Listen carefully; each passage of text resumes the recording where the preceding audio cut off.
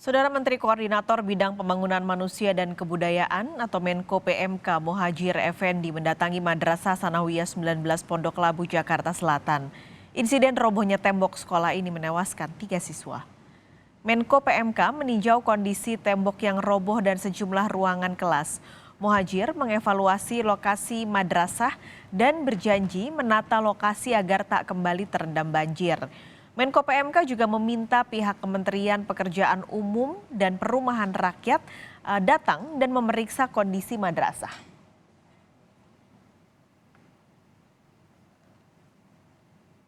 Ya, ini musibah yang mestinya tidak perlu terjadi, tetapi terutama adalah karena ada hujan deras yang besar, kemudian terjadi genangan air yang sangat kuat, kemudian mendesak tembok.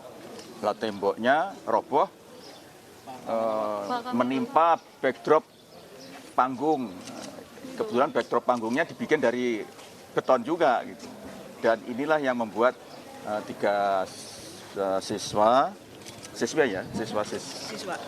yang meninggal itu tertimpa oleh backdrop panggung yang terbuat dari tembok itu.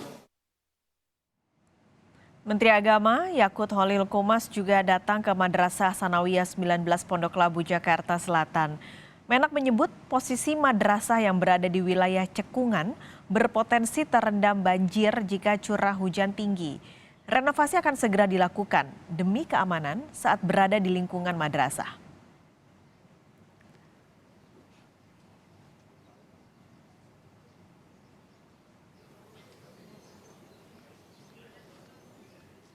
Kita langsung bergabung dengan jurnalis Kompas TV Asri Gunawan. Saat ini sudah ada di lokasi tembok roboh di Madrasah Sanawiyah 19 Pondok Labu, Jakarta Selatan.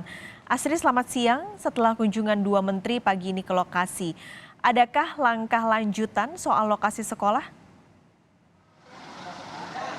Langkah lanjutan terdekat yakni peninjauan oleh Menteri PUPR terkait dengan kelayakan dari struktur maupun juga konstruksi lokasi sekolah yaitu MTSN 19 Jakarta.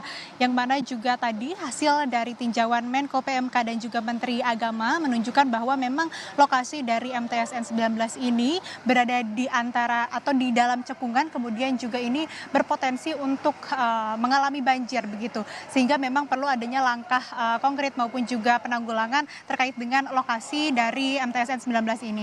Untuk langkah darurat yang dilakukan baik itu oleh pihak sekolah maupun juga kementerian terkait ini adalah melakukan proses kegiatan belajar mengajar secara daring ataupun juga memindahkan lokasi belajar untuk sementara yang tadi juga disebutkan oleh Ditjen Pendidikan Islam Ali Ramdhani bahwa kemungkinan akan dilangsungkan di MAN 11 yang lokasinya berada di dekat dari MTSN 19. Kemudian nantinya apabila tinjauan dari Menteri PUPR telah dilakukan dan menunjukkan bahwa lokasi dari MTSN 19 ini tidak layak untuk melangsungkan kegiatan belajar mengajar karena memang potensi mengalami banjir yang tinggi, maka rencananya akan direlokasi atau dipindahkan lokasinya ke lahan kosong yang berada di dekat MTSN 19 yang mana merupakan lahan milik Pemprov DKI Jakarta. Hal ini juga disampaikan oleh Menteri Agama Yakut Holil dan nantinya akan dilakukan atau dikoordinasikan bersama dengan Pemprov DKI Jakarta. Lebih lengkapnya, saudara,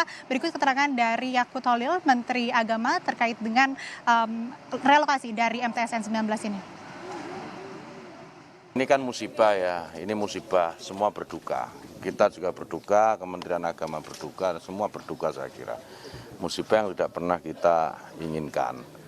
Tapi memang ada faktor-faktor teknis ya, seperti misalnya posisi madrasah ini yang berada di cekungan, sehingga ketika air besar menjadi tempat tujuan air karena di bawah gitu. Dan kita lihat sendiri ini ada 2 tembok yang bahkan tidak kuat menahan arus air. Dan saya sudah minta ini tadi jajaran untuk segera diambil tindak lanjut. Sepertinya memerlukan arsitek khusus ini dalam posisi seperti ini. Ini kita akan perbaiki yang lebih safety ya buat anak-anak. Dan mudah-mudahan dalam waktu cepat kita bisa segera kerjakan. Kemudian proses yang sedang berlangsung saat ini adalah evakuasi barang-barang yang berada di dalam ruangan kelas oleh petugas gabungan dari suku dinas SDA, BPBD DKI Jakarta, kemudian juga ada dari pemadam kebakaran dan beberapa elemen lainnya, yang mana ini merupakan langkah antisipasi apabila nanti dalam waktu dekat terjadi kembali hujan yang cukup deras dan berpotensi mengalami banjir, khususnya di MTSN 19 ini, Paskalis. Lalu Asri, bagaimana dengan 3 korban meninggal dunia? Apakah sampai siang ini sudah dimakamkan? Lalu bagaimana juga dengan korban luka-luka? Ya, berdasarkan informasi yang kami dapatkan, ada 3 korban meninggal dunia dan 3 korban luka-luka. Dari ketiga korban meninggal dunia yang sudah dikonfirmasi telah dimakamkan adalah atas nama Dika Safagifari yang dimakamkan di TPU Johar.